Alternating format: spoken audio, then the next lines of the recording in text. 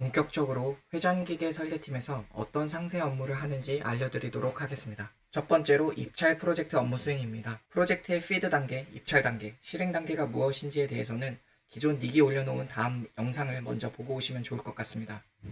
해당 영상은 더보기란을 참조하시면 됩니다. 제가 한 번 더 간단히 입찰 프로젝트란 무엇인지 설명드리도록 하겠습니다. 발주처 육두기에서는 새로 출시하는 육두기 라면 생산 공장을 짓고자 합니다. ITB에서 요구하는 사양에 따라 라면 공장을 짓기 위해 투입되는 설계 비용, 구매 비용, 시공 비용, 인건 비용 등 필요한 모든 금액을 산정합니다. 이렇게 산정된 최종 입찰 금액을 발주처에 제출하기까지의 전 과정을 입찰 프로젝트라고 합니다. 입찰에 참여한 EPC사들 중 닉 엔지니어링에서 최저가의 입찰서를 제출하였고, 입찰서상 기술적 결격 사유가 없다면 프로젝트 수주에 성공하게 되는 것입니다. 닉 엔지니어링은 수주에 성공했기 때문에 앞으로 라면 공장을 지을 신규 프로젝트 조직을 구성하고 지금부터는 입찰 단계가 아닌 실행 프로젝트 단계로 넘어가게 되는 것입니다. 그럼 기계 설계팀이 입찰 단계에서는 어떤 업무를 하는지 상세히 알아보도록 하겠습니다. 업무 순서는 다음과 같이 진행됩니다. 하나씩 차례대로 보면서 설명드리도록 하겠습니다. 첫 번째 업무 순서로 ITB 및 프로젝트 스펙에 대한 스터디입니다. ITB에는 신규 공장에 대한 모든 필요한 정보가 담겨져 있습니다.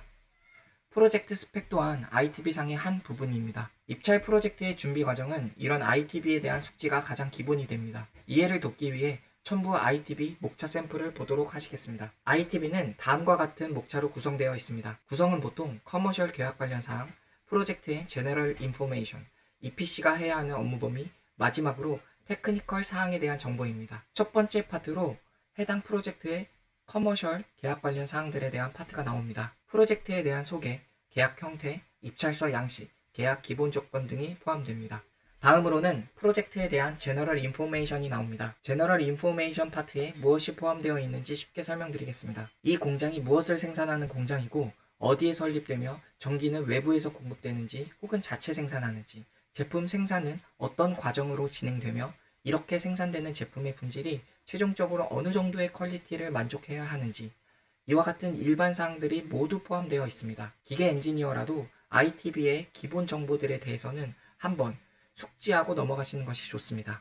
다음으로 EPC 회사가 해야 하는 업무 범위가 나옵니다. EPC 회사가 앞으로 설계, 구매, 시공해야 하는 업무의 세부 사항들이 나타나 있다고 보시면 됩니다. ITB의 마지막 파트로 저희 기술 엔지니어에게 가장 중요한 테크니컬 사항들이 나옵니다. 공정, 기계, 배관, 전기, 개장, 토목, 건축 등 공장을 짓기 위한 모든 테크니컬 정보들에 대한 설명이 포함되어 있습니다. ITB의 구성에 대해 대략적으로 알아봤으니 기계 엔지니어가 공부해야 하는 테크니컬 파트에 대해 보다 자세히 알아보겠습니다. ITB 자료들은 프로젝트의 피드 데이터를 기본으로 하고 있으며 피드 데이터가 무엇인지는 기존 닉이 제작한 다음 영상을 참고하시면 되겠습니다. 영상 링크를 더보기란에 넣을 테니 참고해 주시기 바랍니다. 제가 최대한 간단히 피드가 무엇인지 설명드리자면, 피드란 프론트 엔드 엔지니어링 디자인의 약자입니다.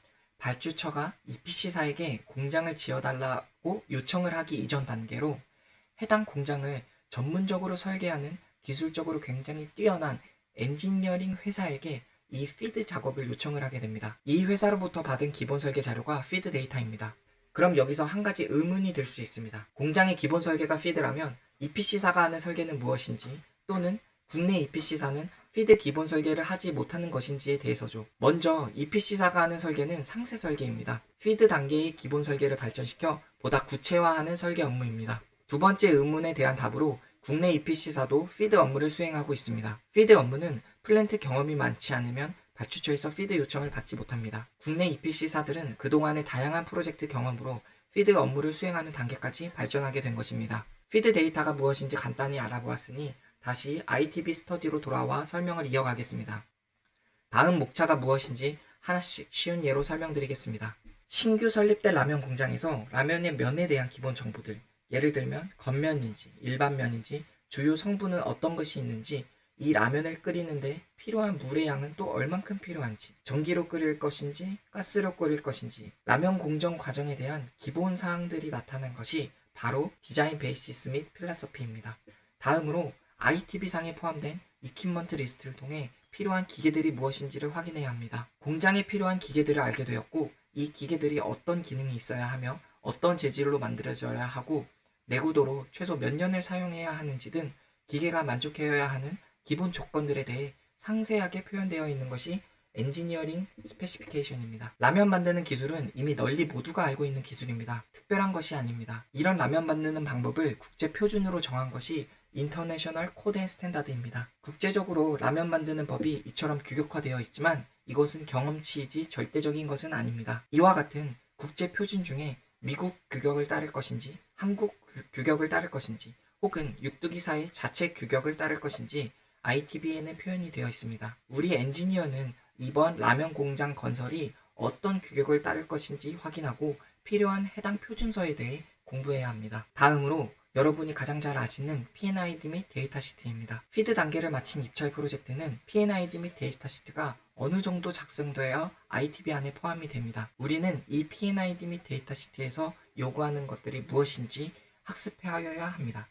다음 P&ID 샘플을 보면서 설명드리겠습니다. 우리는 기계 엔지니어입니다. P&ID를 통해 내가 담당한 기계가 어느 공정 과정에 있는 기계인지, 이송하는 유체가 무엇인지, 이 기계는 또 어떤 시그널을 받아 운전되는지, 기계의 전단과 후단에는 어떤 장치들이 있는지, 혹은 기계에 연결되는 배관의 사이즈 및 재질은 무엇인지 등 하나하나 체크하여야 할 사항들이 너무 많습니다. 지금까지 입찰 단계의 첫 번째인 ITB 공부에 대해 살펴보았습니다. 두 번째 업무로 테크니컬 스펙 작성입니다. ITB에는 준수해야 할 프로젝트 스펙 및 발주처의 스펙이 있습니다. 이것들은 따라야 하는 조건들을 각 기계마다 요약해 놓은 기계 사양서라고 보시면 됩니다. 다만 ITB에 있다고 해서 해당 요구사항들을 전부 따라야 하는 것은 아닙니다. EPC 회사에서는 ITB의 자료, 즉 피드 데이터에 대한 베리피케이션을 수행합니다. 예를 들어 육두기 라면 회사에서는 라면을 끓이는데 가스레인지를 써달라고 했으나 EPC사에서 스타디하여 보니 인덕션으로 끓이는 것이 운영비용 절감 및 저렴한 기계값에서 굉장한 이점이 있다는 결론이 나왔습니다. 이처럼 어떤 타입의 기계를 쓸 것인지, 어떤 재질로 만들 것인지 등 ITB 요구사항들과 차이가 생기게 마련입니다. 이와 같은 사항들에 대해 발주처와 미팅을 하거나 메일을 주고받으며 사전 승인을 받는 절차가 있습니다. 승인이 된다면 이와 같이 결정된 기계 사양을 테크니컬 스펙에 업데이트하게 됩니다. 이와 같은 사전 승인을 받는 이유는 계약 전에 발주처 EPC사가 확실하게 기술적 기준을 잡아야지 수주 이후에 발생된 분쟁을 막을 수 있기 때문입니다. 입찰 업무의 다음 단계로 미케니컬 데이터 시트, 약어로 MDS의 작성 단계입니다. 테크니컬 스펙이 필요한 조건들을 서술형으로 기술해 놓은 자료라면 MDS는 국제 표준 양식 또는 EPC 회사 양식에 따라 표 형태로 보기 좋게 서머리해 놓은 자료라고 이해하시면 됩니다. MDS는 보시는 바와 같이 체크하고 작성되어야 하는 사항들이 굉장히 많습니다. 기계를 구성하는 요소라고 보시면 되며 프로세스 팀에서 작성되는 프로세스 데이터 시트 기반으로 기본적인 것들이 작성됩니다.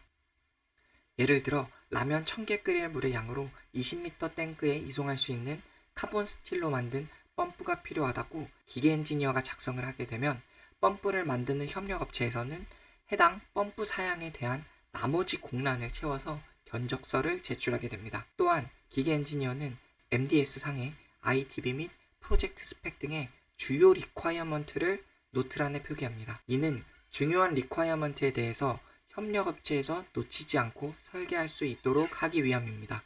협력업체에서 각 항목별 적용된 기계 사양을 EPC사에 기계 견적서를 제출하게 됩니다. 기계 엔지니어인 저는 기계 업체의 견적서를 검토하여 업체에서 설계한 기계가 프로젝트 요구사항에 부합하는지 검토를 하여야 하고, 이는 해당 기계에 대한 명확한 지식 없이는 불가합니다. MDS에 표현되어 있는 각각의 항목들이 무엇인지 공부하고 모르는 것이 있다면 EPC사 내부 교육자료 또는 기계협력업체의 기계 카탈로그 혹은 구글링을 통한 해당 기계에 대해 명확하게 학습을 완료해야 합니다. 기계 엔지니어가 처음부터 모든 것을 알 수 없습니다. 기계 엔지니어는 매 프로젝트마다 새로운 기계를 접할 수밖에 없고 계속 스터디하며 자신의 역량을 키워 나가야 합니다. 다음으로 매테리얼 리퀴지션 작성입니다. 약어로 MR이라고 하며 MR은 기계를 제작하는 업체에게 보내는 자재 요구서입니다. MR은 앞서 설명드린 프로젝트에 대한 기본 정보, 제작되어야 하는 기계의 종류 및 수량,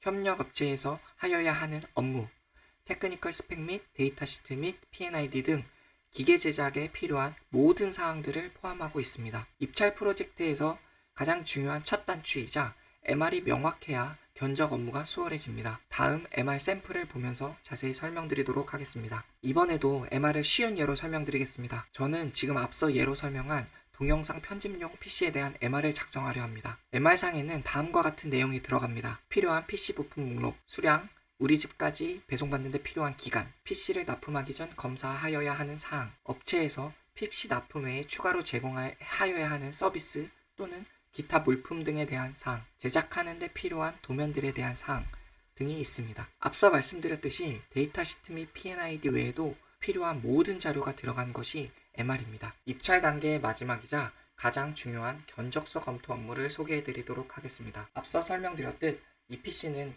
입찰 프로젝트 단계에서 전체 프로젝트 금액을 추정하여야 합니다. 이는 업체로부터 접수된 견적 가격을 토대로 추정되기 때문에 업체에서 제출한 견적서가 옳게 제출된 것인지 검토하는 작업이 필요한 이유입니다.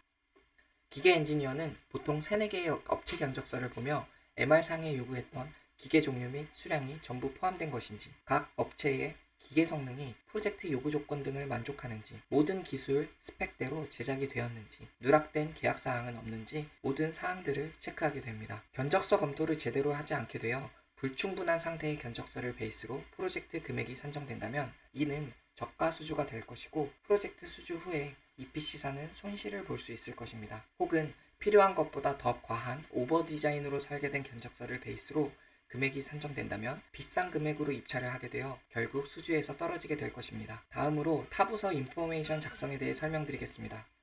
해당 기기를 공장에 설치하게 될 때 기계팀 외의 부서에 영향을 주는 주요 항목들을 리스트업하여 타부서에 송부하는 작업을 타부서 인포메이션 작성이라 합니다. 기계팀에서 담당하는 기계만을 구입해서 설치하면 끝이 나는 것이 아니라 이 기계를 설치하는 데 필요한 정보들을 다른 부서와 공유하는 매우 중요한 업무입니다. EPC사가 전체 공장을 짓는 데 필요한 금액은 기계 금액뿐만 아니라 기계를 설치할 때 들어가는 기계 시공 및 토목 시공, 기계에서 연결되는 전기 케이블 설치 금액, 기계를 컨트롤하는 데 필요한 계기 및 시스템 설비 비용, 기타 여러 가지 비용들이 모두 포함되어야 되기 때문에 타부서 인포메이션은 굉장히 중요한 작업이고 제대로 작성되지 않는다면 EPC사의 입찰 금액에 큰 신뢰성이 떨어지게 될 것입니다. 타부서 인포메이션에 대한 자세한 업무는 굉장히 방대하고 중요하기 때문에 향후 다른 영상으로 자세히 설명드리도록 하겠습니다. 다음으로 테크니컬 비드 이밸류에이션 작성입니다. 약어로 TBE라고 하며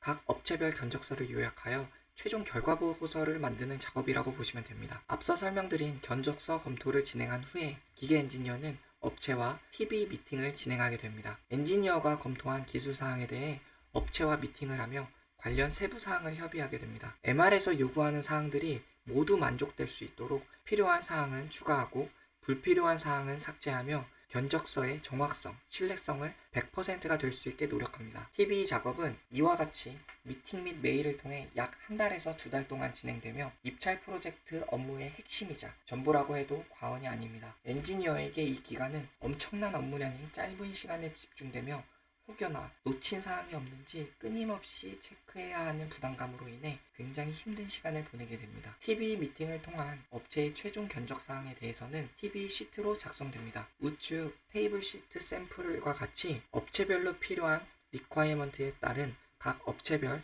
사양을 표현하게 됩니다. 각 업체별 사양을 적은 후에 마지막 하단에 각 업체별 견적서가 기술적으로 업셉터블한지, not 업셉터블한지 최종 결정을 내리게 됩니다. TBE 결과를 통해 기술적 조건을 모두 만족하게 된 업체들 중 최저가로 입찰한 업체의 견적가 기준으로 EPC사는 기계 입찰 금액을 선정하게 됩니다. 이렇게 최종 결정된 디테일한 기계 사양은 펄체이즈 스펙으로 작성되게 됩니다. 이로써 입찰 프로젝트 단계에서 기계 엔지니어가 무슨 일을 하는지 대략적으로 알아보았습니다. 입찰 프로젝트 업무는 회사의 먹거리를 책임지는 정말 굉장히 중요한 작업입니다. 엔지니어 한 명 한 명이 책임감 있는 업무 수행으로 입찰 설계 정확도가 높아지게 되고 수십 명의 엔지니어들의 결과물이 모였을 때 신뢰성 높은 입찰 금액으로 회사의 수주로 이어지게 될 것입니다. 다음으로 실행 프로젝트 업무에 대해 알아보겠습니다.